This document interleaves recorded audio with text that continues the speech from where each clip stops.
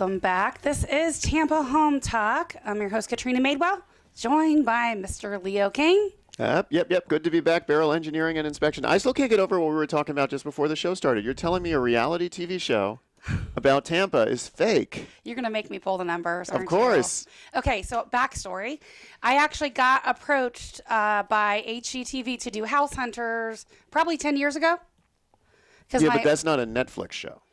Okay, whatever. Anyway, it's all started from that, right? House Hunters was House Hunters coming for you. It was one of the original ones, right? And so I ultimately declined to be their agent because the way they do it is very produced. And so most of you that have listened to our show for a long time know that we do the show live. So you laugh at me when I stumble over my own words. So you're telling me now that HGTV's reality shows are scripted? I'm trying to give you an answer. I'm trying to tell you. I'm the voice of the audience here. Okay, so HGTV approached me. I declined, and the reason why I declined was because when I found out the way they produce the show, if you've ever watched it, you'll know that when you go in, they're looking at 3 different houses, right? And then they're deciding on what house they want to pick. And then all of a sudden they're barbecuing in the backyard because they've closed. You ever notice that when you watch it? I figured they've already closed on the house, and then they're backstorying the adventure of buying it. So I thought it was weird that they only had 3 houses that they picked from. So it's the idea is it's the top 3, right? So here's why I didn't like it, and here's ultimately why I declined to do it. Because what happens is with the way TV is produced, it obviously takes time. If they're lucky and they can capture one of those 3 that they're comparing and put it all together, it works. If they don't, they actually reenact what properties the buyer would go see if they were comparing one to theirs. Right. So that's how they produce it the way that they do. That makes perfect sense. Yeah, I didn't like it. I thought it was... Yeah, but we're talking about the scripted. recent new show. Okay.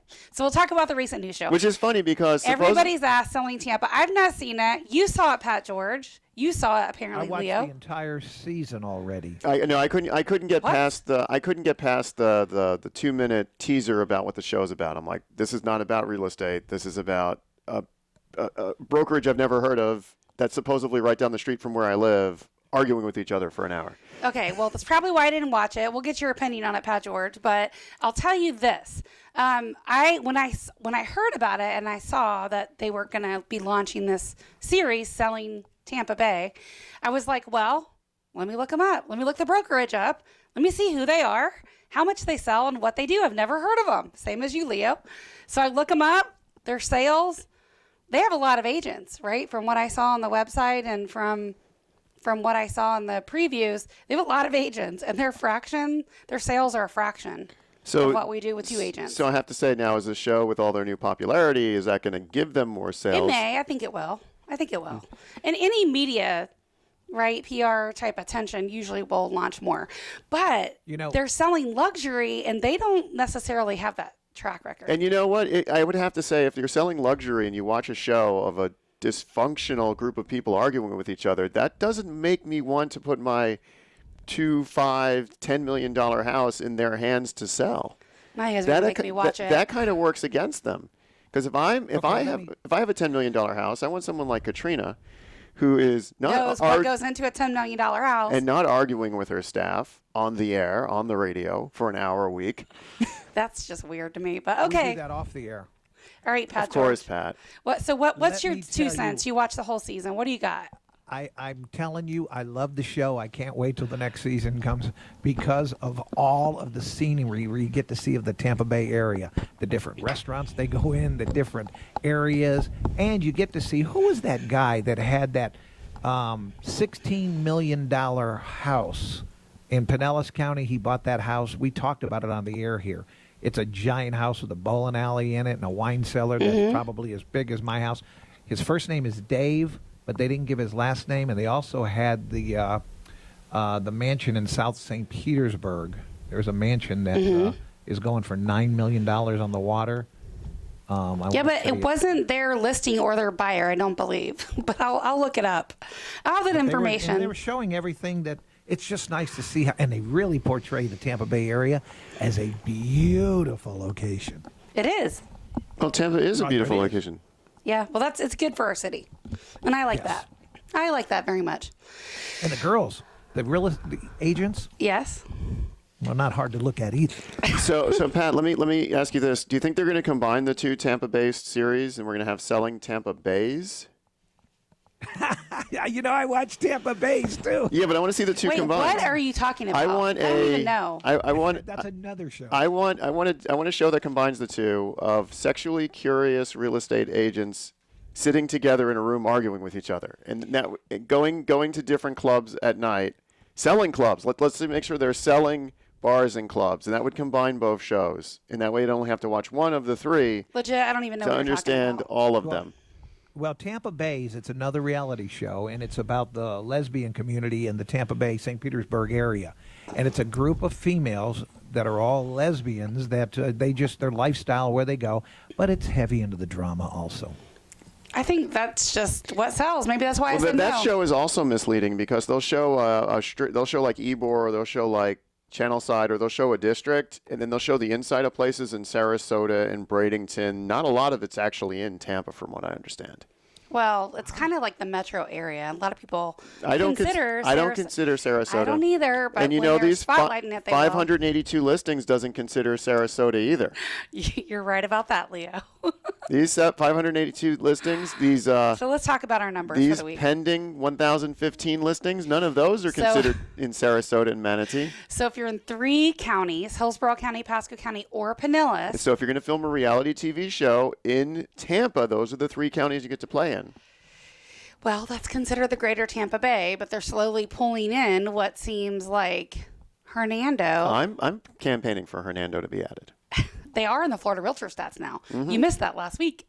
Oh, so I finally I was able to pull enough strings with the 10 people who live in Hernando County? Apparently so. It was in the stats when we pulled them for last quarter. Nice. I feel right. accomplished. So the new listing. So if you're in those 3 counties and you're looking for a single family home, you've got exactly 582 of them to pick from as of this morning. It's always tough this time of the year. And you know what? We're not going to be on the air live the next 2 weeks to show you how small that number can actually get.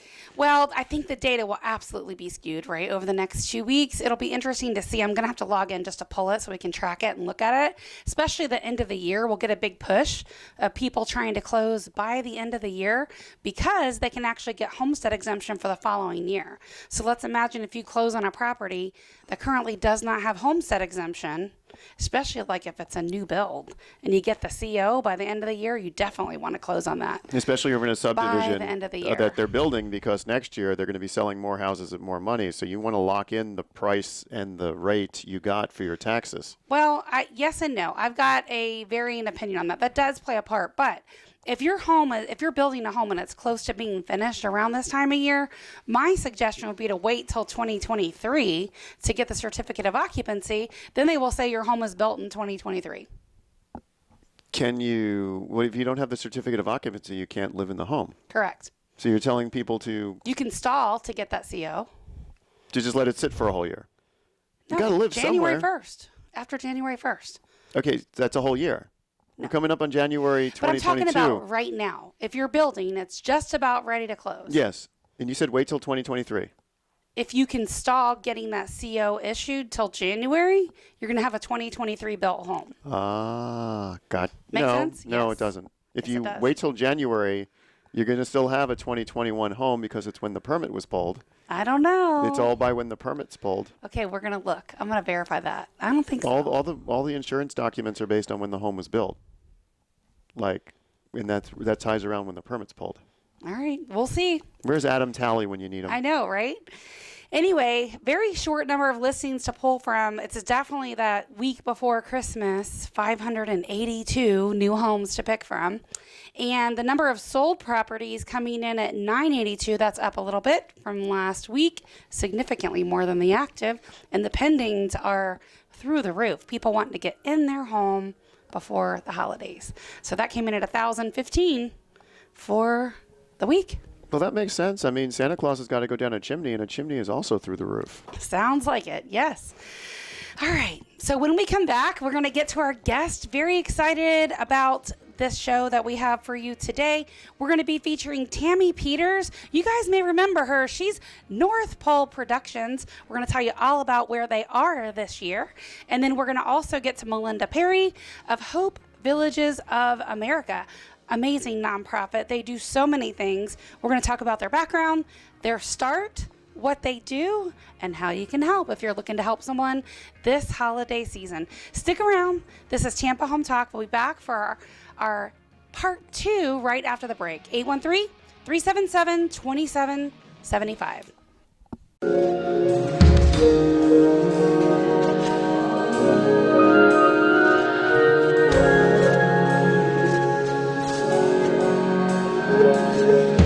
Welcome back. This is Leo Kane with Beryl Engineering and Inspection. Katrina stepped out. She's in the process of looking up some information. She wants to have her own reality TV show now, but she wants to do it on an extreme basis. She wants to show you the extreme homes out there. She wants to show you the homes that termites have eaten through an entire door, or a flood has taken over the entire porch. She wants to show you a new level of hoarding. These are the types of homes she wants to feature. She doesn't want to have drama on her team. She wants to have drama in the home itself. The home's history is drama.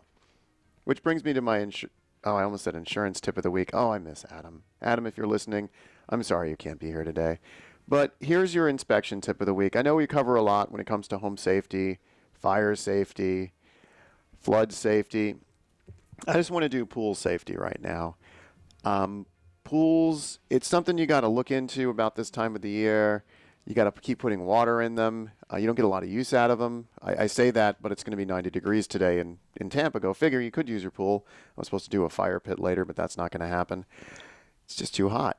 So with pool safety, you need to make sure you have your barricade around your pool. It's important that your pets, your children, your toddlers, there's a barrier between your house and the pool so a child cannot drown.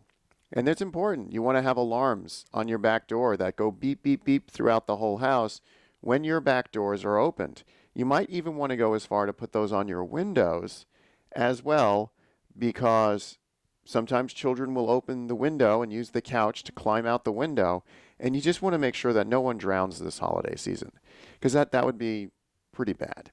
So again, it's all about safety on the home. Put up the pool barricade, which is a fence, and I believe we have a vendor that is occasionally on Tampa Home Talk that can actually install that for you. And that way your pets and your children and your drunk friends don't fall in the pool and drown this holiday season. So that pretty much wraps up the tip of the week. Katrina's coming back, but for right now, let's see, shall we move to Tammy or Melinda? Which one? Okay, I got Melinda made eye contact with me. So we've got Melinda Perry with the Hope Villages of America. Good morning. Good morning. Thanks for having me. Yes, excellent. Turn your head slight so I can see what number you have. You're number 1. I got to do something called potting up. So let's try that again. Good morning. Good morning. Awesome. Thanks for having me. Awesome. So what is Hope Villages of America?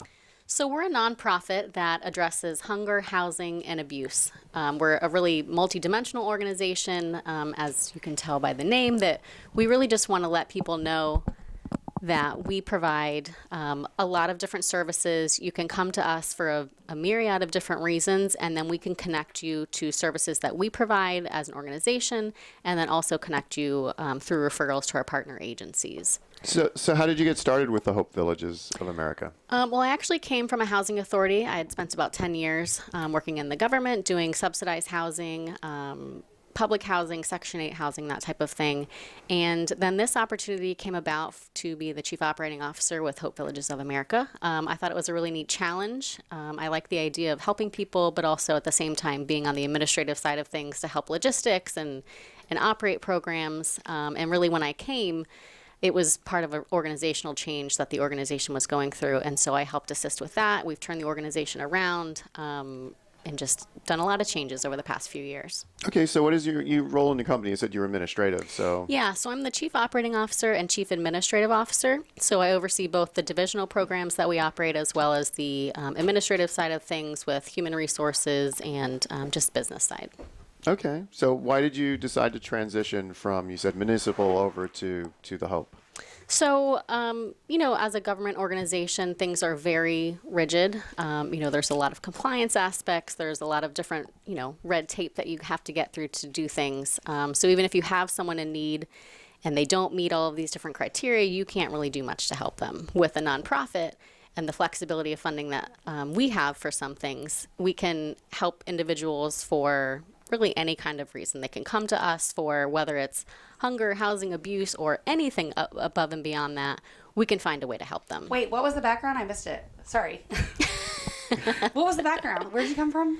A housing authority. Oh, got it. Yeah, she came out of municipal. Okay, perfect. I'm up to speed. Great. Yeah. Also awesome. So, as a nonprofit, are you mostly state funded? Are you donor funded? A mix of 60-40? How does that happen? It's a mix. We have a lot of different grants. A lot of them do come from the state and federal government. Some of them are local funding, and then just general corporate and foundations. And then we also do a lot of fundraising. I have a curious question about that.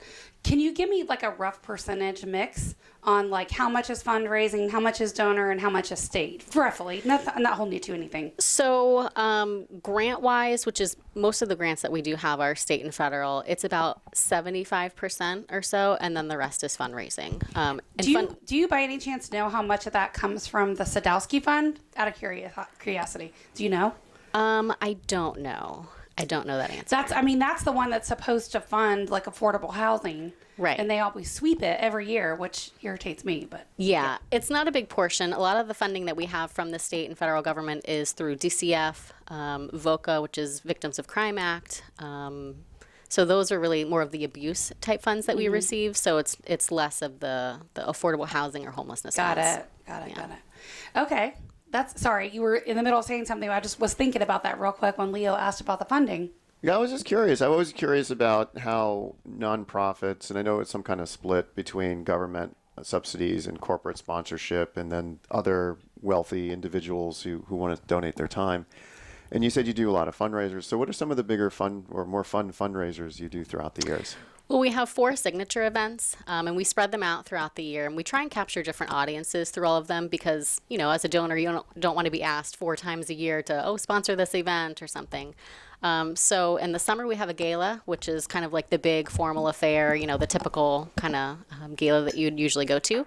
We have a domestic violence awareness luncheon that happens in October, which is Domestic Violence Awareness Month.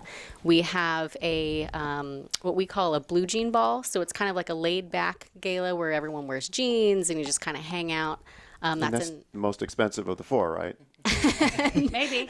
Surprisingly, it's not, but it's not that much cheaper than the gala. But you'd be surprised as how many people, they want to go to events, but they don't want to get all dressed up. And that's kind of like a different crowd that we approach for that. And then we have a Celebrity Classic weekend, which includes a golf tournament and a bowling event for families. So we try and capture all the different aspects of people who, whether they're passionate about housing, hunger, abuse, there's something for everyone. What about Christmas? Do you have a Christmas event? We don't have a Christmas event, but we do have what we call like campaigns during this time of year. So, individuals are looking to provide hope for the holidays for families in need. They can donate, and then we in turn take those funds and then provide a Christmas for a family, or we do an event for the families that are living at our residential locations and work with them that way. So you don't do like a mass caroling or something? We don't. Picture that from you guys. That's a great idea. And I was thinking it would be fun to do just a Christmas party, that we throw and then everybody can come and bring a gift for a child or something. Yeah, it's called Hope Villages. So I thought right. caroling would be part of it this time of the year. Yeah. Next time. Yeah. Carry on. Oh, I thought you were. No, I was reading while I was listening. So we're still trying to court her a producer for her own version of the reality TV show. I pitched it. I think really mine hard. will be better. You think yours will be way better? All right. So you talked about all the different types that you guys do, right? A little bit. The what I love is, can we talk about your housing one for a minute, since that's the one like closest to my heart? And we met you guys at the Tampa Club. I'm a member there, and my friend and I both donated to your charity. Yep. Because we liked it so much, and we thought it would go to a good place. Absolutely. So we would love to talk a little bit about tell me about the housing part of it. Sure. Will you? So in our housing division, we address both homelessness and then also affordable housing. So we really believe in the continuum of housing. We don't want to just house someone for a minute and then tell them good luck, have a great day. We want to take them literally from the street, people who are living in their cars, bring them to our shelter for families, which you have to have a minor child in the household. That's our specialty. House them at our shelter for 2 to 3 months, and then ideally move them to affordable housing. So that, and affordable housing sometimes has that stigma, but basically it just means they're paying about 30% of their income in rent. So we move them to our affordable housing program, and well, then they're hard to get. I mean, people. Yeah, more call of them us- seem like they're disappearing, if anything. Yeah, people will call us all Absolutely. the time asking for, Section 8 and stuff, and we just don't do any property management, for Right. one. For two, the owner has to be approved to do Section 8 to even offer it. Right. So, we always point them directly to the site because that's really the best place to get the info. Right. And one of the benefits of coming through our family homeless shelter is that we then connect you with rapid rehousing. That's basically where different organizations throughout the county have access to dollars to actually subsidize their rent in a regular home. It doesn't have to be a Section 8 approved home. And they either pay a few months of their rent or, 6 months, or it just kind of depends on the program. But that allows them the subsidy to still kind of get back on their feet to become self-sufficient. There's also an education component with that, right? To kind of help them get back on their feet. Exactly. Yeah. When they're staying in our shelter, we do life skills classes. So that includes financial literacy, landlord-tenant law, all the things that they're going to run into, just out when they're living on their own, to just kind of help give them those skills that they need. We provide wraparound case management, and then when they leave us, we provide a year of follow-up so that if they do run into a situation with a landlord that can't pay their And rent. help get them back on track. Exactly. All right. This is Tampa Home Talk. We're hanging out this morning with Hope Villages of America, Miss Melinda Perry. We'll be back right after the break. We're going to talk to her a little bit more. And Tammy Peters with North Pole Productions. Back in a moment.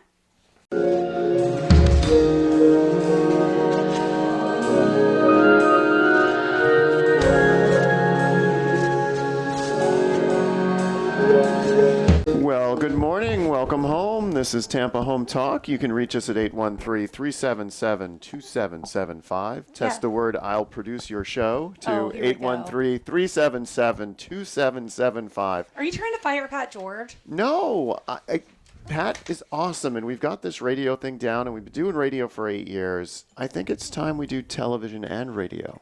Become a face Are you going to and actually, a voice. if we do TV, I got a question for you. Because you're out of the field. You don't actively expect. No, I inspect. do actively inspect. Okay. Yeah. My misnomer. Yeah, I just Anyway. got WDO certified, so I can do my own You're a termite guy now. I can do my own termite inspections. Okay. So I can name bugs. So now, I want to know, like, if we're doing this TV show, are you going to be in the field inspecting properties? Of with course. us? Okay. Of course. And we get to use all our new toys. We got our crawl space bot for the crawl space. We got our drone for the roofs. Leo's like, I'm all about that. I don't even have to leave the car. I mean, if I got the new Samsung camera that takes 360 pictures that are interactive, I don't even have to leave the car. I can just send a robot in to do the inspection, and then I just write everything down from the... Now, we still send people into homes, but we're close. We could actually do an inspection virtually with all the robots and equipment we have, and we can do a much better job than the rest of our competitors out there. But that's not what I want to talk about right now. Okay, what do you want to talk about? I'm listening. I want to go back to Melinda and find out how people could volunteer for their organization and what types of volunteers they're looking for. And what they need. It's the holidays, right? I'm sure you guys need quite a bit. Absolutely. Well, to volunteer with us, it's really easy. You can either call our main number at 727-584-3528, or you can just email us at info@hopevillagesofamerica.org. And we know you guys get confused when we give out a bunch of, like, off-air numbers, so we'll give out our number again. You can also text. Some of you guys have that number saved in your phone. Yeah, you might have so- just caused a traffic accident when people Oh, try. no. and- Well, That's don't okay. text and drive. No worries, no worries. But absolutely, we have tons of opportunities, regardless of whatever your passion is. We have physical opportunities. We have, office type things. Anything you want to do, we'll plug you in. Do you guys have any restrictions now on COVID still with regards to volunteers? We don't. We try and socially distance folks so we're not having 50 people all crammed in a warehouse, sorting makes food sense, together. yeah. But we try and make it in little groups. In bigger groups, we have folks wear masks and things like that. So we're adjusting. Are you tied into that thing where... This ties back to stuff we've talked about on the show for months, the past couple of months. Are you tied into that thing where if people are volunteering for your organization, they can actually be working off their student loan amnesty? Yeah, Miles Suber knows about that. If Yes. you put a certain number of hours into a nonprofit, he knows all the rules. Yeah. You can actually get your student loan forgiven. So Wow. I will connect you Definitely. to. You will be an amazing connection, and I know that you'll appreciate getting more volunteers. You'll Yeah. appreciate helping people get their student loans forgiven. But I think they need to be like full-time volunteers, not like the. I think it's 30 or 40 hours, but I'm sure week, you can yeah. figure that out. Okay. Yeah, I know we do a lot with the Florida Bright Futures. High school students, they have to have so many hours of volunteer work, so we do that. We do actually do the court-appointed, not volunteerism, because it's it's voluntold, but we do that. So all those different aspects we can plug you in. Do you find, I have a question about that, a little bit off topic, but the ones that are voluntold, they have to go do community hours, and they're plugged into your organization. Voluntold? I love that. That's what she said, but she's not wrong. Anyway, what's the general attitude when they come, and does it ever change when they leave?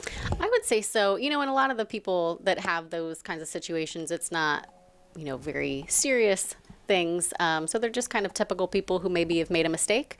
So they come, to like not real happy that they have to be there, but then they always leave with a new appreciation. Same thing with our guests. A lot of times we have guests that come to our food bank specifically to receive the food, and then they think, well, maybe I'll volunteer with you. And they volunteer and kind of see the other side of things. Yeah, it makes sense.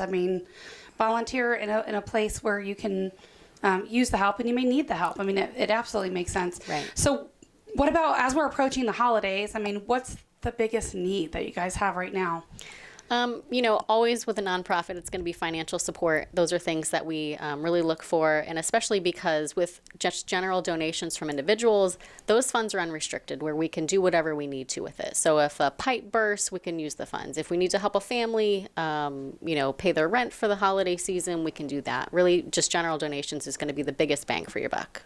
Yeah, and I think people like to see the tangible side of that. I think it's just we're wired that way as consumers. It's just, if you know that like you're feeding a family, and even if you never met them, but you had a face or a name with it, I think it just goes further. Right. Do you see that too? Mm-hmm, absolutely. That's why we try and break down the donations. So, like $25 will feed, we'll provide something like 20 meals for individuals. Just breaking it down so that people know, like, okay, if I gave $25, that's 25 meals that would feed a family for 3 days. It definitely helps, I think, when you break it down like that, because even if you don't have the capacity to give a lot, everybody has $25. Absolutely. That you could not spend on something else and donate. Exactly. A couple trips to Starbucks, and there you go. One opting out of a white elephant. Yeah, that's me. I did that yesterday. You opted out of a white elephant? I don't like them. I don't go. I hate white elephants. I hate them too. We're finally the same on something. I have a stack of white elephant gifts that I just kind of just throw back into the pot. Just keep them for next year. Oh, they're terrible. I just don't even go. I don't like them. I just think it's weird. I don't have a choice. Otherwise, I would just opt out that too. makes sense. Okay. I'll got just click the opt-out button. All right. So, look, if you want to catch up with Melinda, you want to get some information about what Hope Villages of America is all about, you'd like to help, donate, or otherwise get more information about their organization, just call or text HOPE to 813-377-2775.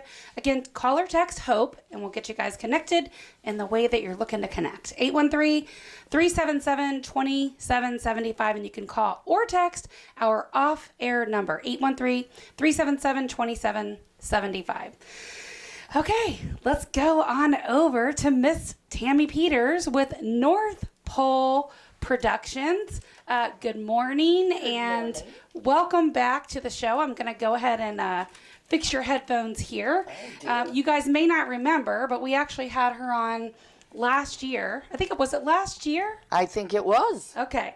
And still, admittedly, embarrassingly, I've not yet been to North Pole Productions, but I Well, promise you're I'm going to come. come in the next 3 weeks. Okay, yes, I can do that. Yes, I can get away. All right, so let's talk about this because you guys move it around. It's not at the same location as it was Last before. year, right. Okay, Right. and I'm getting some stuff wrong, so let's just get this straight from you. Well, the name of our company is North Pole Productions, and we produce the Wonderland of Lights in Santa's Village. And we did move. We were 5 years in one location in Dover, and we outgrew it. Oh, wow. That's a good problem to have. Yes, the event grew so well that we're now out at the International Market World in Auburndale. So where is Auburndale? Well, For it's folks in Tampa Bay listening. Yeah, it's a little bit out there, but it's worth the drive. Is it closer to Lakeland or Orlando? It is. Okay. Lakeland area. It's probably 20 to 25 minutes from our former location. So tell me a little bit about that. How did you guys actually outgrow it? Well, we had so many people come last year, and, it's a drive-through light show. So with COVID, it was a very family Popular event, safe. yes. We did corporate events. We had companies buy tickets for their employees so the employees could come with their families in their cars So it's a and stay together. drive-through light show, right? It's a drive-through light show. Is there anything else to it, or that's it? You drive through and you're done? No, we it's a little over a mile this year, and Oh my gosh, it's a mile? It's over a mile. Okay, so people are driving slow, right? Because it's full of lights. So tell me how They drive long? 3. Oh, so they keep going. Okay. No, they drive 3 miles an hour. Oh, got it. So how long does it take them to get through it? Is it an hour? No, it's probably about 20 minutes. Okay. And it could be an hour if the line's long. Okay. But the show itself is about 20 minutes. And then at the end of the show, we have Santa's Village. And this year, we have a huge tent, like a circus tent. And all of our activities are in the tent this year. So what are the activities? I need to go so I can describe it. Oh, you really, it's being that we're not visual, it's kind of hard to explain, but we have carnival rides, we have animal rides, we have special guests this year from Missouri. We have 4 unique elephants visiting us this year from Missouri. Wow. We have 10 camels, 1 hump and 2 hump. We have pony rides. We have a magic circus show on stage, a 40-minute actual circus show. Wow. That's free with your car entrance. And, of course, we have photos with Santa. How long do most people stay there? So we're saying 20 to 30 minutes through the winding road Lights, to see the lights. And then once you get to Santa's Village, how long are people there? Well, people spend, they make an evening of it. So I would say between an hour, hour and a half. You got your little people, so their attention span is about an hour, hour and a half. Yeah, makes sense. Yeah, and usually by 8:30, 8:45, it's starting to thin out pretty good because the little people have to go to bed. Yeah. So speaking of which, that's a great leading question to where I was going next. What are the hours? Because obviously nighttime is much better to see Christmas lights. Well, we're only open at night because of that. We open every night now. Last night we started our 2.5 week every night. We open at 6 o'clock. Sunday to Thursday, we're open till 9, and Friday and Saturday till 10. So Sunday through Thursday, 6 to 9. Friday and Saturday, Till 6 to 10. 6 to 10. Got it. Yep. 7 days a week. 7 right now. days a week. And when do you wrap up? When are you done? We close on Sunday, January 2nd. Okay. That's it for us for one more year. That's pretty nice. How long does it take you to set all that up? Well, we started about the 1st of November. It's a good 3-week process. I bet. About 20 people and working day and night. So you don't charge per person, you charge per car. Is that right? We charge per carload. It's $25 per carload. Okay. And we always say it's up to about 8 people. Okay. But we've had families come with, tow behind hay trailers, and they'll call, geez, can we come? And we always say, well, you have to be safe, number 1, getting there. Yes. And then number 2, yes, we will let the hay trailer go behind the car, and they sing carols, and they really get into it. Oh, my gosh. And, That's so you got 20 people in for $25. You can't beat So that. I love that. Can we give away a couple car entrances Sure. through? Okay, Yeah, I would love that. sure. If you guys just call or text, what would you like them to call or text? And we'll give away 2 car tickets. Sure, give 2 car tickets. Call or text your number. I think Tammy. That's what you should text. Tammy. Oh, there you go. To Text Tammy.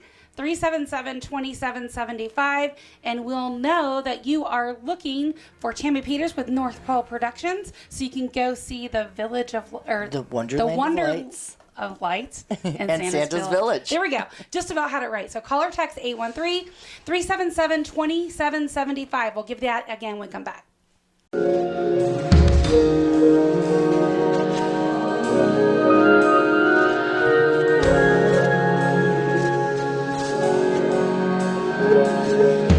Welcome home. This is our final segment. Don't go there yet. I'm not going there yet. I don't even know what I'm looking at. She handed me, this is Leo Kane with Beryl Engineering and Inspection, and Katrina just handed me spreadsheets that say market analysis on them. Yeah. Oh, he got excited about that. Very excited because these look like statistics and numbers, but I thought we were still talking with we are. Tammy. Yes, we're going back to the Wonderland of Lights, which you need to go check out in Auburndale. I can't wait to see it, and I'll describe it for you guys when I come back in January. That's cool. And we're going to give away 2 cars. Yes, we are. 2 car entrances, and then we'll give out the offer number in just a second. But a question. So sure. $25 for the car load, and then you said there's rides and stuff too. Mm-hmm. So that's all extra, I would imagine. Yes, it is. So how much does someone typically spend there? And is there any food?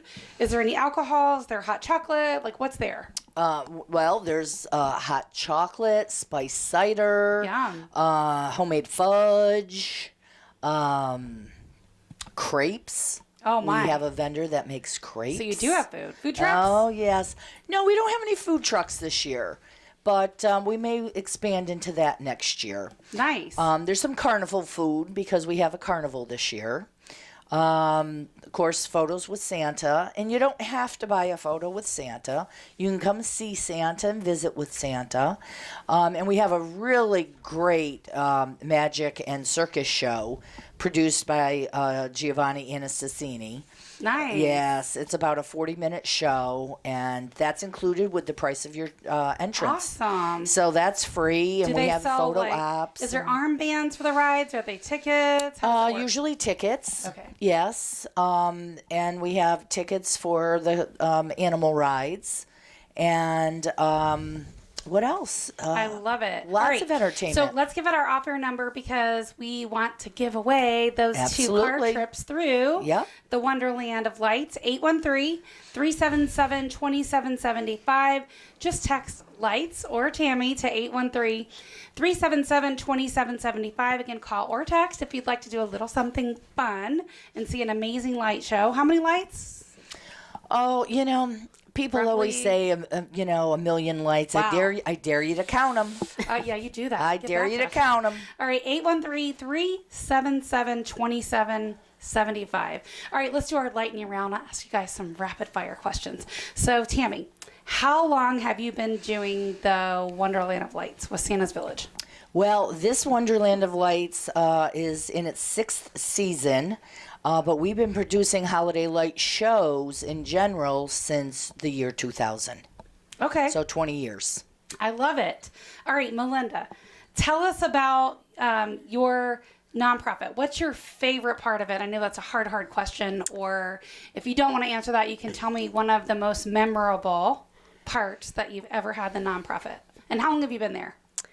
So I've been there 4 years. Okay. I think the housing division is probably closest to my heart because I came from housing. I'm a licensed real estate agent, haven't done it in 15 years. Can you imagine selling in this crazy market for buyers? Oh my! Well, I was in it during the Crash? no, when it was everything was crazy. way Yeah. overpriced, like 2006 or 7, Yep, something like that. 6. So it was crazy. People were paying way more than the houses were worth. But anyway, I think the stories of the families. I know one of the families that I had a chance to meet for our emergency homeless shelter at Grace House. It was a 2-parent household. They had 2 kids. Both parents were working. The brother of the husband passed away. So they had to use their funds to pay for a funeral, and then the wife got sick. She got laid off from her job. They were living in a hotel and had nowhere to go. So here's a family. They have everything together. Some kind of life event happened. Which they can ended happen up to any of us. exactly, especially with COVID.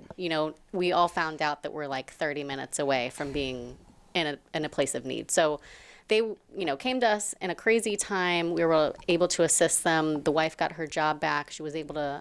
The family moved on to stable housing. So I think that was one of the most memorable stories for me. Yeah, absolutely. Those are the ones that like keep you ingrained and it just make you want to do it more. Yeah. All right. What about you? 20 years in the business, Tammy. I know you've got something. What's your most memorable person or group that's come through? So Don't make me cry. Tell me. 20 years. You've seen some stuff. I'm speechless. She's like, I'm trying to get it out. How long ago was it? About 4 years ago. Okay. It was a 90-year-old lady. Oh my gosh. You know, everybody thinks Christmas is for children. But this 90-year-old lady could barely walk. She couldn't walk. She was in a wheelchair. And her eyes just glistened when she got out of the car. And her daughter was pushing her around Santa's Village. And we had a little train. And she just sat there and looked at that train. And I called two of my guys over and I said, I knew the daughter. And I said, will you ride the train with your mother? She said, yes. Oh, so it's adult size? It was an adult size. A little bit bigger than a kiddie train, but adults could work. Most of the time it's only for the kids. That's what I'm asking. Yeah, well, this was big enough, and the mother weighed about 90 pounds. Aww. And she says, but how am I going to, she can't walk. I said, I'll take care of that. We'll get her in there. Two of my men came over. I said, we need to get her into the train. They scooped her out of the wheelchair, put her in one of the front cars, and the daughter went in with her, and she rode, and she was just smiling. And they're like, well, how long do you want her to ride? I said, until she's Doesn't done. want to ride anymore. And she rode and rode. How long does she stay on? Oh, I bet you 10 minutes. Wow. The daughter finally got tired of the ride. So they got off of there, and then we went over, and she hadn't been eating well. And I said, I'm going to get her to eat.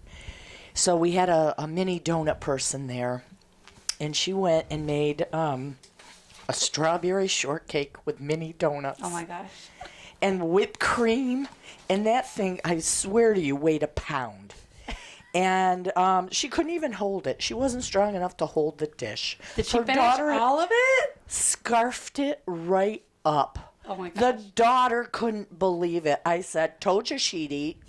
It just depends what you're going to feed her. She was in a nursing home. Aw. So she had a great night. This was like a Saturday night out. Yes. You know, for a young person that's on the town. Like, yes. This was it. That was it. And it was, I bet you, one of the most memorable. And that's our slogan, producers of memorable experiences. Oh, I love that. Even more reason to come. Yes. Even more reason to come. All right. I don't know if we have our winners yet because I didn't get any notes slipped to me, but call or text Tammy or Lights to 813-377-2775.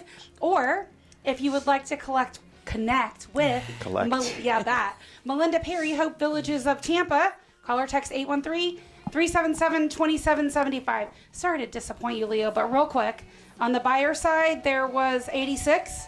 On the seller side, 38 for that company. Oh, I thought there was 86 on the selling side. Nope. So they All did right. a total of 124 with 12 agents. Yeah. Do the math. This is Tampa Home Talk. We'll see you next week.